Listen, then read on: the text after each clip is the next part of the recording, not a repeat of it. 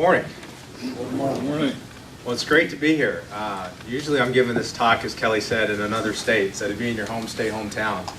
This is a treat. So I want to talk a little bit today about the future of public education in this country. And to do that, I actually want to start with vision.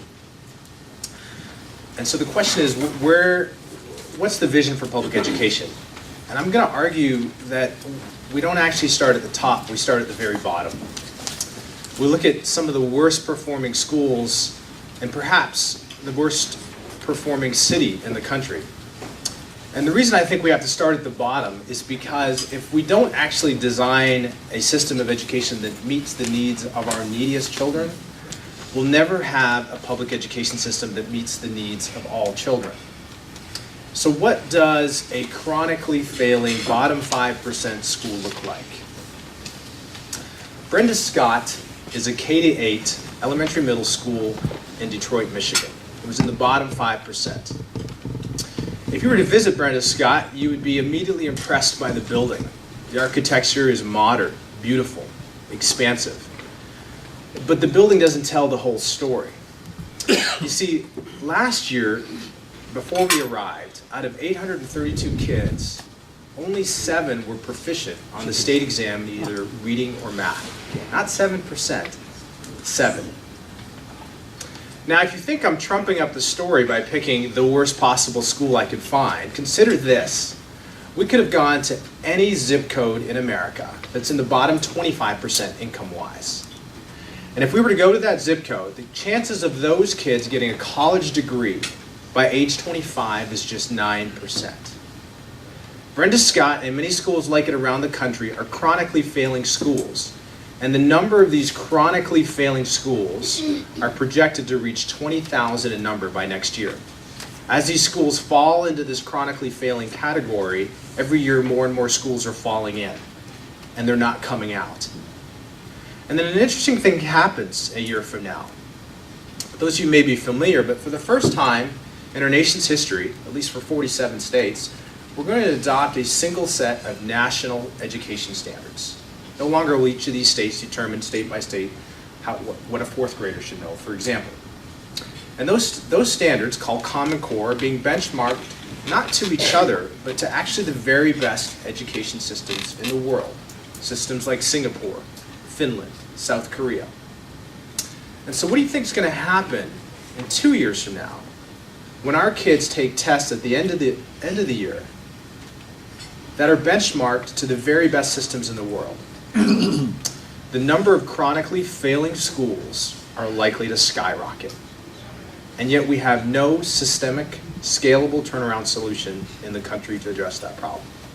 This is why Matchbook Learning, my organization, focuses on these turnaround schools. Now you're probably thinking, but these schools, bottom 25% income-wise, they're stuck in cycles of poverty. Kids that go to that school, Brenda Scott, pass by this house and many others like it. Can any school actually overcome the gravitational pull of poverty? It's a fair question. I could show you a lot more images like this that would paint a picture. But rather than showing you images outside of the school, I'd rather show you an image inside the school, because you get a different picture. You get images like this, hope. You get kids like Jalen, a 5th grader in that school. We asked Jalen and each of his peers, what do you want to be when you grow up? Jalen responded to the question this way. I want to be a patriot, he says. I want to be a CIA agent when I grow up. I want to defend our country. It's my dream and I never want to give up on it. Jalen doesn't know that his dream only has a 9% chance of actually being realized. So I think the future of education comes down to a single question. That if we answer this question, we can actually solve our nation's challenges. How do we help Jalen? I don't mean how do we help him in a one-off sort of way. I mean how do we help him in a systemic way so that every Jalen in every zip code actually gets a chance to realize their dream. My answer to this question started many, many years ago. As Kelly alluded to, I spent the first half of my career, the first 10 years or so, doing corporate turnarounds. Worked for a corporate turnaround firm, and we would go into companies that were in crisis and turn them around. usually as interim management. And then halfway through that career, in 2003, I got this amazing opportunity, working with Alvarez & Marcel, corporate turnaround firm, and the city of St. Louis asked us, would you consider applying your corporate turnaround methodology to run our school system for a year? We said, sure. Not knowing anything about education or schools, we began to do everything that we thought made a lot of common sense in how a school district should be run. Figuring out optimal class size, negotiating a new teacher's contract, ordering textbooks, you name it. It was a fascinating experience. We received a lot of national attention. President Bush had came and visited us, the Secretary of Education then came and visited us 3 times, and we realized there may be something here. The notoriety of that work led us to New Orleans. The state of Louisiana asked us, would you apply what you did in St. Louis to New Orleans? We said, sure. So we went down there, and in the summer began to think about how do we turn around New Orleans. 3 months into the engagement, it drastically changed. Hurricane Katrina leveled the city, and we went from a turnaround to a startup. We began rethinking what building a school system from scratch would be like with the state. And so what we knew was, because the whole concept of neighborhood schools no longer existed because you didn't have neighborhoods. And as parents came back to the city, we'd have to allow those kids to go to whatever schools we could open up quick enough and stand. And so the money would have to follow kids. And parents should have choice, because they could have a job for 3 months rebuilding the city over here, and then another job over here for 6 months on another part of the city. Today, 96% of the kids in New Orleans are under this system where they attend a charter school of their choice, and those schools compete for kids. From New Orleans, I went to New York City. Bloomberg had just gotten elected his 2nd term. His chancellor of the school system, Joel Klein, wanted to do something radical in the 2nd term. I don't think anybody, including Bloomberg, thought he would run a 3rd term. And so we began to revamp the entire system, $15 billion, 1.1 million children, and relook at how every single dollar was purposed in that system. We gave principals increasing autonomy around budget, staffing, and curriculum. In exchange for that autonomy, we asked for accountability back. We gave in the form of a performance contract, where the school would get a letter grade, A, B, C, or D, or F at the end of the year. 2 Ds or Fs in a row, and the principal was fired. Now, the principals union objected to this, of course, and so we made it voluntary. In the first year, we piloted with roughly 100 schools out of the 1,500 school system. In that first year, the pilot went so well, and word of mouth within the principal spread that this new system was so much better than the old system, that in the 2nd year, when we opened it up again and said, anybody who wants to sign up, we'll make it voluntary, the union kind of stood back as all 1,500 schools put up their hand and said, we'll take give us the autonomy, we'll take the accountability.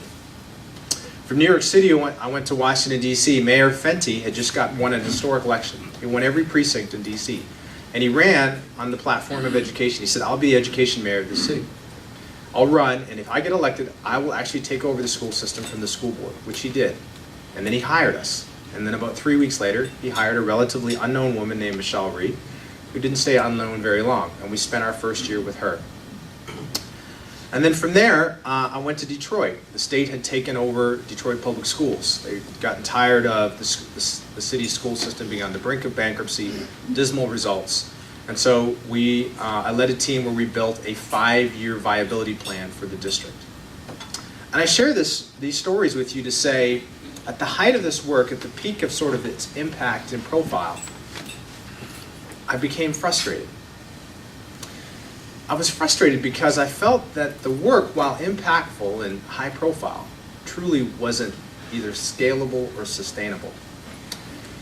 It didn't feel sustainable because every time there was an election, it felt like there was a referendum on our work.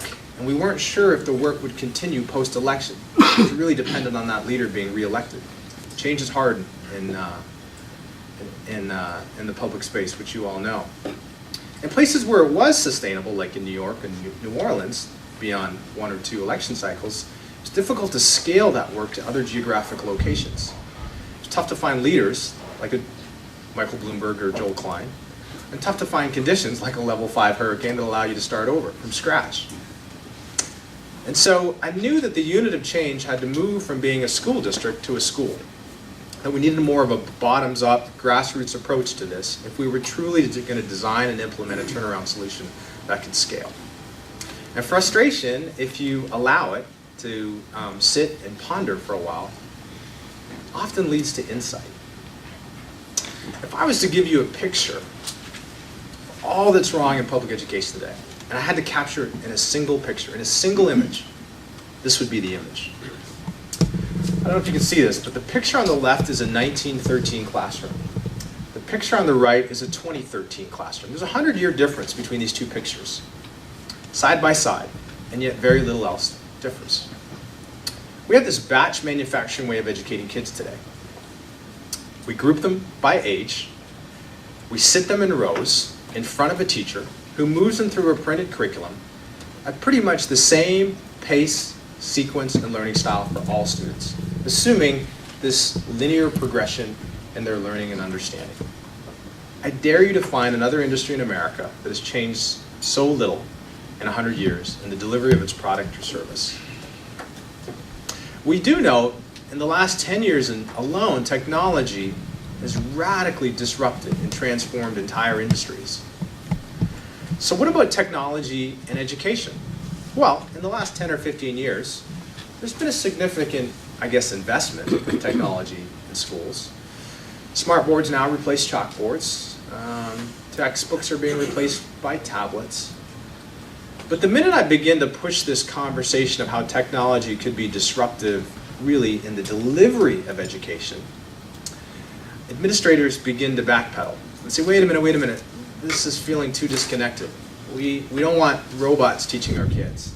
We don't want our kids becoming robots. Kids go to school for more than just content acquisition, Sajan. What about great teaching? To which I agree.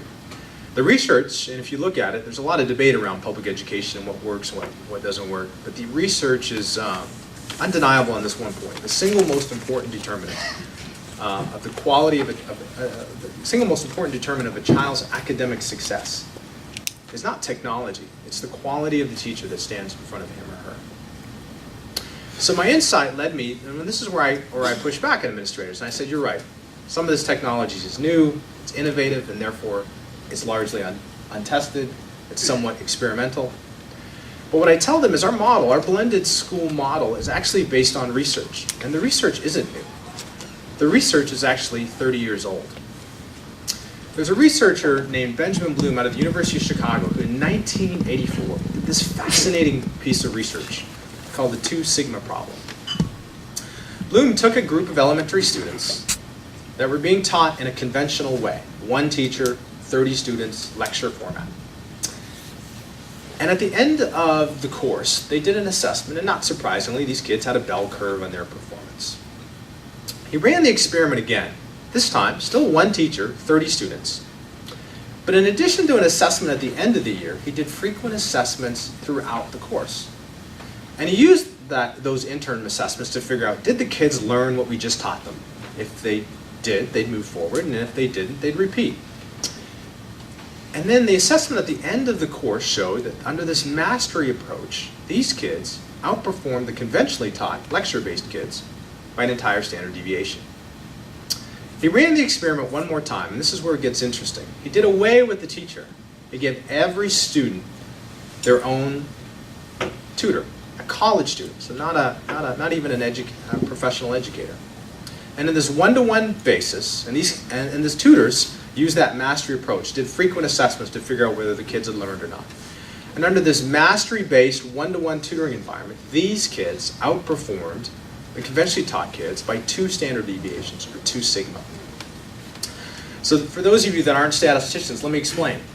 What Bloom discovered was that by simply changing the delivery of instruction to be more of a one-to-one mastery-based environment, 96% of these kids would outperform their conventionally taught peers. Now Bloom's solution is beautiful, it's elegant. Unfortunately for us, it's not scalable. We can't financially afford to give every student their own tutor. And even if we could, where would we find them? So we're back to this question. What should we do for jailing? Well, On the one hand, we know technology is disrupting entire industries. On the other hand, we know that the research shows the importance of high-quality teachers. But what if it isn't this false dichotomy between either great technology or great teaching? What if it's a both and? What if instead of trying to financially and physically recreate all these great teachers, we digitally did so? What if it's the intersection between great teaching and great technology, or that blend? It's that blend or that intersection that we would call a blended school. You see, in a traditional classroom, say it's the 4th grade, we start the year in September, assume the kids are at a 4th grade level.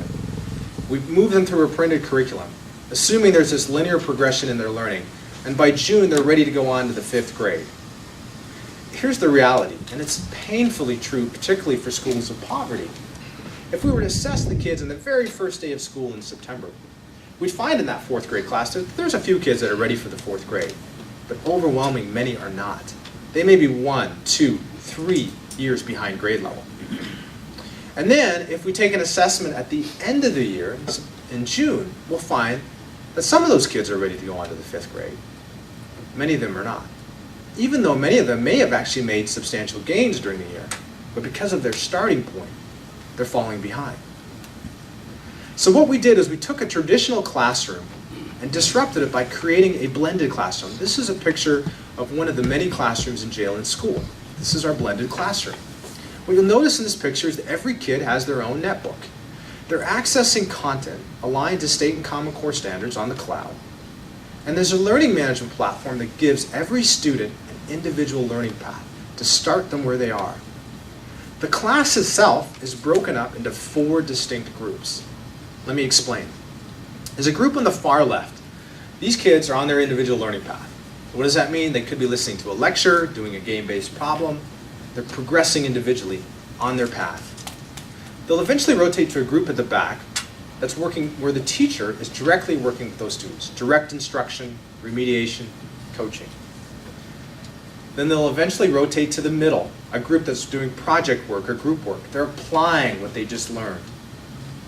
And then finally, there's a group on the far right that's being assessed to figure out, did you just master what we taught you? If you did, we update your learning path accordingly. If you didn't, we update your learning path accordingly. So what do we do with all this data? We feed it to the teachers. We train and develop them on how to use that data. Every teacher gets a dashboard that they open up and they can see where every one of their students in their class is, how they're performing year to date, how they're performing over the last two weeks, how they're performing on various standards. And we're giving that feedback daily to teachers so they can group the kids and figure out how to optimize their time as a teacher within those groups. Every 2 weeks, we sit down with each teacher one-on-one and we ask them a series of questions. Are the students engaged in the learning? What's evidence that they're mastering the work? Evidence of their work product, essays, experiments. And then finally, how are you using the data to differentiate instruction in these small groups, to use different pedagogical approaches? And then what we do is we triage. We triage what we're observing in the classrooms daily, how the teachers are responding and answering to these questions, and what the actual data from the students are telling us. By triaging those 3 things, we can begin to prototype and iterate how to improve teacher performance, which in turn will lead to improved student performance. That's how we believe that we can take actually ordinary teachers and make them extraordinary. Our hope is that by starting kids in September, not at their age or grade level necessarily, but where they actually are academically, that by June we'll see some kids make a year's worth of growth, some maybe 2, and some we hope even 3. But can it really work? Well, in our first year, in our first school, Jalen School, we're assessing the kids throughout the year, but particularly important to us is the beginning of the year assessment and the end of the year assessment. Because the difference between those 2 points is what we would call our value-added growth measure. What value are we adding to these kids from when they come to us? And when we looked at that, what we found was 74% of the kids in reading and 83% of the kids in math in the first year made at least a 10% gain between those 2 points. 10% statistically significant because it represents at least a year's worth of learning in a given year. Now, when we looked at the data even closer, what we found was 38 of those kids, 38% made a gain between 10 and 20%. 33% made a gain between 20 and 30%. And get this, 29% made a gain of more than 30%. That's more than 3 years worth of learning in a single year. In our second year, in our second school, we did mid-year assessments back about a month ago. And I was looking at the data, and I was talking to the company we use to do the online assessment, Scantron. And I was asking them, okay, so we're halfway through the year, second school, first year implementation, and I said, what's a year? I'm just curious. What is a year and a half worth of growth in terms of score? And I said, depending on the level and the grade and the subject, it's somewhere between 120 and 140 points. And I said, okay, well, explain to me. I've got this young boy here, and his gain from September to halfway through the year is 540 points in science. And they said, I don't know, we've never seen that before. This is a kid that's homeless. He started the year actually with his parents, and we had the principal removed him from them because they were abusive to him. So he lives in a homeless shelter, and he walks to school every day. And he's probably going to be a NASA scientist one day, unbeknownst to everybody else. You see, our inspiration for taking the very best in blended school design, turnaround management, teacher capacity building, and bring it to the most needy and challenged schools is Chuck Yeager, U.S. Air Force pilot who, many of you know, 1947 was the first pilot ever to fly faster than the speed of sound. Prior to him, no one had ever broken the sound barrier. Now, Chuck didn't have a faster plane or better technology or better training. He simply had a belief, a conviction that what everybody else said was impossible, he believed was possible. So compelling was his proof point that after him, a generation of pilots attempted the same because they now knew what Chuck knew, that it wasn't impossible. Today, the sound barrier really isn't. It's routinely broken. So imagine this. What if in this sea of growing turnaround schools, we were to take some of the very worst schools, very bottom performing schools, and in a 4-year period, through a school management contract, to run the school and implement our blended model, we could take those bottom 5% schools to the very top in the state.